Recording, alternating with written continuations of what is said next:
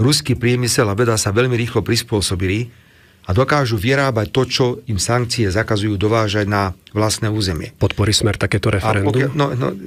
Ja si myslím, že ja nepotrebujem tomu nejaké referendum. Ak takéto referendum budem, ja ho kľudne podporím. Hovorím za seba, áno, ja ho podporím. Ja som včera pozeral ako puk, keď som znovu počúval, že my musíme rýchlo prijať strašne veľký sankčný balík voči Rusku.